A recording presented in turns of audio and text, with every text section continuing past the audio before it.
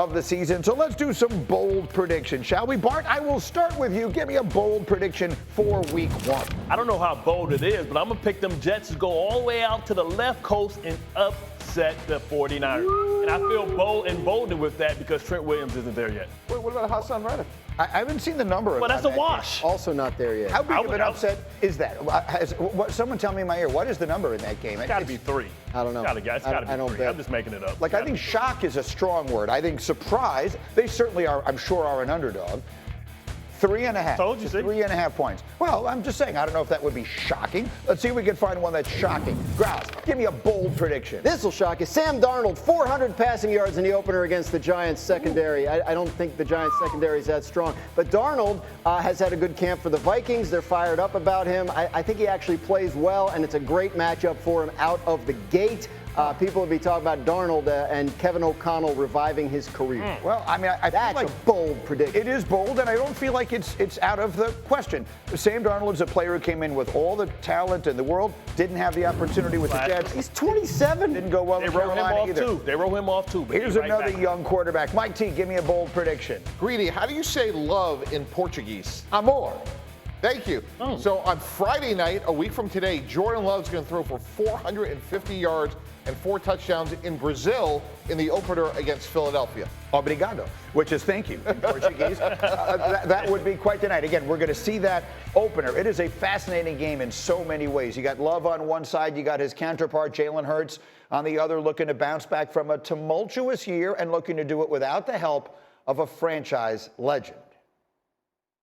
We had a great player in Jason Kelce who took on a lot of responsibility, and as a result of that, I was told not to worry about a lot of things. And so my eagerness to learn and all of that over the years, kind of was halted because of who we had. But now times are different, and I'm excited for that journey. What? You did not sound like you liked that. Well, I don't know if I would admit that because now teams are going to make sure that they force him to have to do this advanced learning. I mean, if that's the case, I'm shifting, I'm rotating safeties all the time, I'm putting men at the line of scrimmage. We all know that Jason Kelce was responsible for a lot of the line calls and shifts and blitzes. He was an expert at it. He would check into runs to the open side where he would self-pull and get Jalen Hurts comfortable. But now it's more on his table, on his plate. Let's see if he can make those checks. That is a lot to try and process, and also coming back from a tough season. So, we'll see what happens, but that gives me pause for concern that he wasn't aware of what those checks should be. It's one thing to say, let him make it. It's another thing to say, don't worry about it. Hey, Dan, I've made the point many times that I think that the chasm of possibility with the Jets is so wide. I could see it being unbelievably good. I could see it being totally disastrous. I feel like in Philly, there's a little bit of that as well, right? Like, they're so talented. They should be really good. But with the way it ended last year, if they come out and really lay an egg and look really bad that first month, I don't know that would be as shocking as the talent might suggest. Because you saw that range of potential outcomes just last year. Right. They were 10-1, and then by the end of the year, they weren't even competitive in a playoff game against Tampa Bay. This stuff that Jalen Hurts is talking about is this inflection point with the young quarterback that we've seen with other guys, right? What's Patrick Mahomes going to do now that Tyreek Hill's not there? What's Dak Prescott going to do now that they don't lean on an Ezekiel Elliott running game in the offensive line? Like, we talked about it with Josh Allen this offseason. Can you make that evolution in your game and that evolution as a leader? And that's what Jalen Hurts is talking about. That's what he's confronting. And the answer to that question will determine a lot about the Eagles season and the Eagles' future. Yeah, that's easy for me. He's a football junkie. His dad was a coach. I think he can do it. I think he'll do it. Like, look, when we had Mark Sanchez, the Jets, as a rookie, we had a great veteran line, the Nick Mangolds, the Alan Fanekers of the world. This is, as Dan said, this is the next step. And when so much money is going to these quarterbacks, as we discussed earlier, sometimes these players have to graduate. This time it's into retirement. Listen, I love you, Mark. I'm not sure you're making the point you think you're making, right? Yeah. When those guys left, Mark Sanchez's career did not go where the Eagles are hoping that Jalen Hurts' career is going to. Yeah. No, I understand that. But my point is, in the formative years of his career, we surrounded him with a lot of overpaid veterans. But my point is, Jalen Hurts, to me, is ready to take that next step. Well, Prescott, at this point, looks like he'll play this season without a new deal in Dallas. As by now you know the situation. He's going into his final year of his contract, set to hit true free agency in March. And yesterday, when asked about the importance of having a deal before the season begins, Dak had a lot to say. you don't need a deal done before the season? I don't need a no. Would you like it done before the season? I think it says a lot if it is or if it isn't. But however, doesn't really matter to me, to be honest with you. What does it say if it isn't? Just how people feel.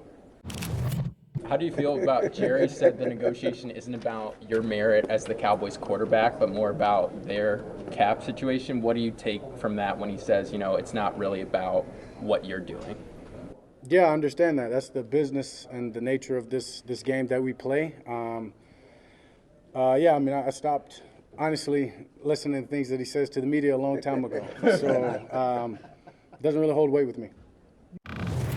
Sort of funny, and as you pointed out earlier, Dan, maybe good advice. Don't listen to the things that Jerry Jones says to the media. But you, Mike T., don't believe that he, Dak, is talking to the media there or talking to Jerry Jones. Who's he talking to? He is talking to owners of other teams who could be looking for a quarterback in March of 2025, Green. So when we start talking about the Raiders and Mark Davis, possibly the Giants and John Mara, I think what he's showing is like, hey, I am very willing to leave. My actions speak louder than words. I cannot be franchised. We cannot repeat that enough. I am an unfettered free agent, much the way that we saw Kirk Cousins go to Minnesota, a number of years ago. So to me, what Dak is saying is, I am unencumbered, and I am going to do what I believe is in my best interest, both on the field, off the field. And if they really wanted me here, this deal would have been done by now. You have the most skeptical face at all times. You have resting linebacker face. That's what Bart Scott has. He has RLF, right? You have resting linebacker face. You always look like you're ready to hit someone. Who are the owners you were talking about? You said John Mara. Mark Davis, John Mara. The Raiders and the Giants. Okay, cool. Go there, right? You couldn't win. You only won 2 playoff games with some of the best rosters. Go throw the ball to neighbors and who else? Right? Go get protected. You look at Daniel Jones should be filing assault charges against the Giants for how they protected him. Like, the grass not always greener on the other side. The Giants have won 2 Super Bowls since the last time the Cowboys played in the NFC Championship game. I'm talking about this iteration of the Giants. You act like the Cowboys are doing like a disservice. The man is making $160 million.